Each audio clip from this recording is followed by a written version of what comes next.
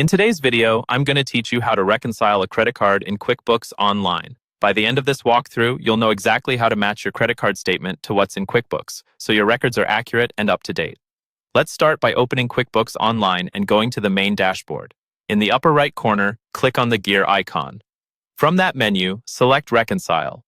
This is where QuickBooks keeps all bank and credit card reconciliations in one place.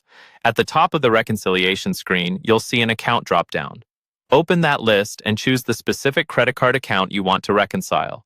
Make sure you're picking the correct card, especially if you have multiple accounts set up so the numbers line up with the statement you're holding. Next, take a look at the beginning balance that QuickBooks shows you.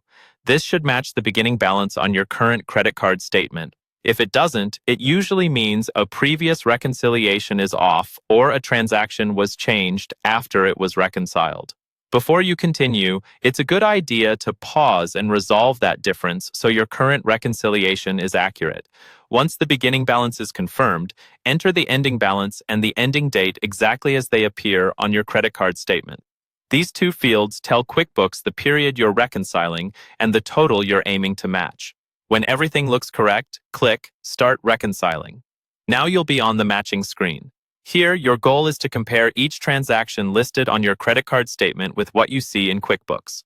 Go line by line through your statement. When you find a matching transaction in QuickBooks with the same date and amount, check the box next to it to mark it as cleared. If you see a transaction on your statement that isn't in QuickBooks, add it as a new expense or charge so that it appears in the list. On the other hand, if you notice any duplicates in QuickBooks that don't appear on your statement, delete or remove those duplicates so they don't throw off your totals. Keep an eye on the difference field at the top of the screen. As you mark and adjust transactions, that number should get closer to 0.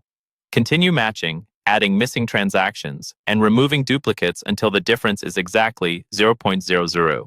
Once it is, click Finish Now to complete the reconciliation.